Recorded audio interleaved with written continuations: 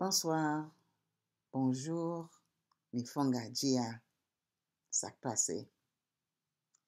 Je m'appelle Sa Majesté la Reine-Mère, docteur Dorothy Désir. Je suis la Reine-Mère de Ouida. Je suis la première personne des Amériques qui est intronisée comme Reine-Mère au Bénin. Et je rends grâce et dis merci à mes aïeux, à les esprits, à bon Dieu pour ça. De la même façon que je dis merci à les aïeux, les esprits et bon Dieu, parce qu'il y a quelques semaines depuis, nous avons reçu des objets culturels, des objets sacrés qui ont quitté la France et se trouvent maintenant sur le sol africain. Il y a 26 objets qui ont duré pour presque 130 ans en France.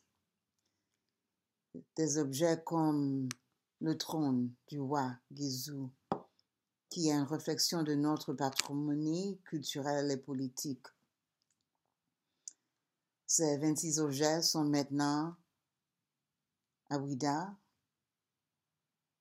et en quelques années, ils vont retourner à leur source d'origine à Abomey. On connaît les 26 objets qui étaient retournés, mais qu'est-ce qu'on ne connaît pas, c'est les choses qui n'étaient pas retournées, les choses qui sont toujours en France. Il y a deux choses qui sont très importantes que je sais on n'a pas reçues. Un, c'est une table, un plateau d'oracle, un plateau de divination, bien connu comme le Fa. Et l'autre, c'est une statue de Voodoo, Gou ou Ogou. Mais qu'est-ce que ça veut dire? Pourquoi nous n'avons pas reçu ces deux objets? Je ne peux pas dire de point de vue artistique s'ils sont plus importants ou plus intéressants que les autres, mais je sais qu'ils ont, symboliquement, ils sont très, très, très importants pour nous. Parce que la table de Fa parle de la gouvernance, ça parle de la gestion, de la pouvoir. Et le statut de Gou ou Ogou, qui est un esprit, une force mystique du monde, qui parle de la justice, de la guerre, dit beaucoup de choses. D'un côté, ça veut dire que la France comprend la puissance de ces objets.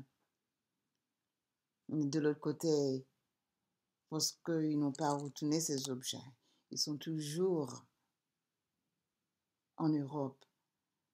Ça veut dire que c'est eux qui vont et veulent contrôler notre destin, notre capacité de nous gouverner, notre droit pour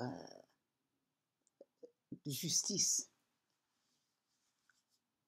Avec le retour des objets comme une manifestation de justice, aussi un droit de retour. C'est une autre façon qu'on trouve la justice comme des afrodescendants.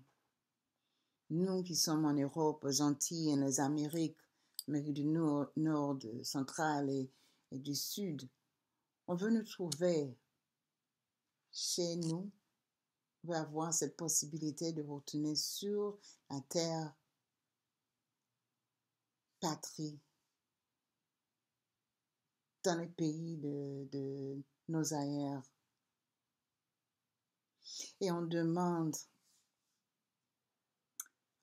au gouvernement béninois, mais si c'est du Nigeria, si c'est l'Éthiopie ou autre pays, on demande ce droit de retour et d'être reconnu comme les enfants de ces pays, de ce continent, des gens qui sont pas seulement des sources ou des ressources financières, mais nous sommes des sources des connaissances, nous sommes des experts.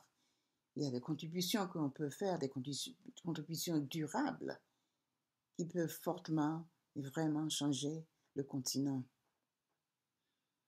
Imagine nous qui a bâti le pouvoir, la richesse, forcément.